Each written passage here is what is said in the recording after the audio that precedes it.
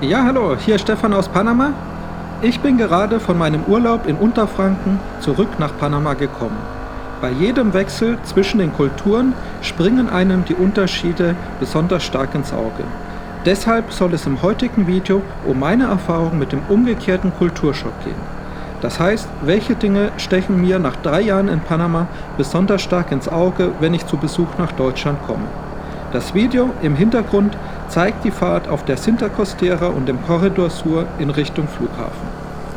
Der erste große Unterschied sind die Menschen.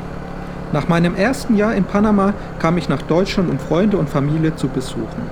Das erste, was mich wirklich geschockt hat, ist, wie viele alte Menschen es in Deutschland gibt. Damit meine ich nicht nur Rentner am Vormittag in den öffentlichen Verkehrsmitteln. Es fielen mir auch in Anführungsstrichen alte Männer auf, die zum Beispiel als Müllmänner körperliche Arbeit verrichten und bei denen man sich denkt, wäre es nicht besser, das jemand Jüngeres machen zu lassen. Besonders stark ist mir das Alter bei Vätern ins Auge gesprungen, die mit ihren 2 bis 3 Jahre alten Kindern auf dem Spielplatz waren. Die meisten der Väter hätte ich so auf die 40 Jahre geschätzt. Das Medianalter in Deutschland ist etwa 48 Jahre. Das heißt, jeder zweite Deutsche ist jünger als 48 und die andere Hälfte ist älter. In Panama ist das Medianalter 30 Jahre. Das heißt, es gibt satte 18 Jahre Unterschied. Und das fällt einem wirklich auf, wenn man nach Deutschland zu Besuch kommt. Der zweite große Punkt ist die Lautstärke. Panama ist ein lautes Land. Wenn ich nach Deutschland komme, bin ich jedes Mal erstaunt, wie ruhig es überall ist. Man wird nicht ständig von Taxis angehupt, Autofahrer hupen nicht genervt, weil der Vorderste an der Ampel erst noch in Ruhe seine WhatsApp-Nachrichten checkt. Ganz besonders laut sind in Panama manche LKWs, bei denen, wenn sie die Motorbremse benutzen, man das Gefühl hat, einem platzt das Trommelfell. Wenn solche Fahrzeuge einmal quer durch die Stadt fahren, belästigen sie Tausende, wenn nicht Zehntausende von Menschen. Und keinen stört es wirklich. Zum Thema Lärm habe ich auch noch eine witzige Anekdote. Als ich das erste Mal in Panama war, habe ich für ein paar Tage in einer Airbnb-Unterkunft bei einer alleinerziehenden Mutter im Zentrum von Panama-Stadt übernachtet. Mein Zimmer war so laut, dass ich nachts kaum schlafen konnte. Jemand hatte hinter dem Haus eine Party und der Verkehr war fast die ganze Nacht sehr laut. Die 20-jährige Tochter erzählte mir, dass sie zu einem Schüleraustausch in Deutschland war. Als sie bei ihrer deutschen Gastfamilie in der Küche saß, bemerkte sie, wie ruhig es war. Sie hörte nichts, absolute Stille.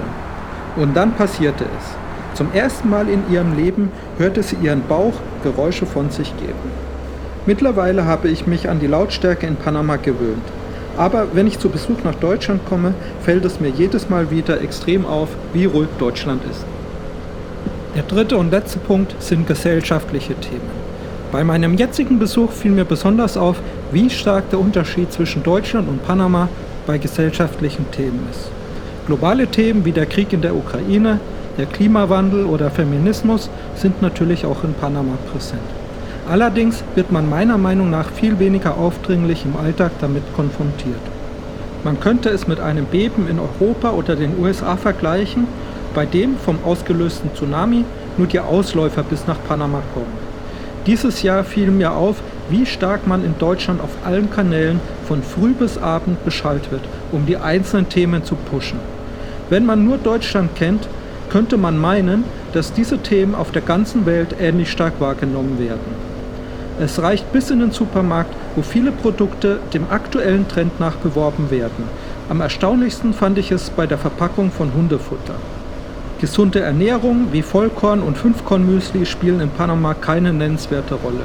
Veganer findet man in der normalen Bevölkerung praktisch nicht. Praktisch niemand interessiert sich für Ökoprodukte. Der Trend zum E-Fahrrad existiert nicht, nicht mal der zum normalen Fahrrad. Man sieht höchstens ein paar E-Roller. Über deutsche Medien und die Familie bekomme ich noch mit, welche Themen gerade aktuell sind. Wenn ich da nach Deutschland zu Besuch komme, bin ich aber erstaunt, wie stark die konkreten Auswirkungen davon wirklich sind. Vor 3 Jahren haben meine Eltern Solarzellen auf dem Dach installiert und ein E-Auto gekauft. Vor 2 Jahren kamen die E-Fahrräder dazu. Gerade habe ich einem Kumpel geholfen, ein Balkonmodul zu installieren. 2 Freunde haben einen Tesla in der Garage. Als nächstes werden Wärmepumpen in den Medien gepusht. Wahrscheinlich fehlt den Menschen in Panama schlicht und einfach das Geld, um an diesen Themen teilzuhaben. Nur wenige haben das Geld für teure Lebensmittel oder E-Autos. Das globale Trendthema, das in Panama meiner Meinung nach am stärksten vertreten ist LGBT. Dafür gibt es eine kleine Community, die man manchmal sieht. Die Mehrheit der Panameños steht dem aber eher skeptisch gegenüber.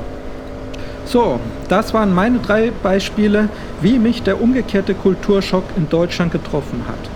Nach 3 Jahren in Panama nehme ich Deutschland anders wahr. Gerade bei den gesellschaftlichen Themen hatte ich dieses Jahr zum ersten Mal das Gefühl gehabt, dass ich mich langsam aber sicher immer weiter von Deutschland entferne.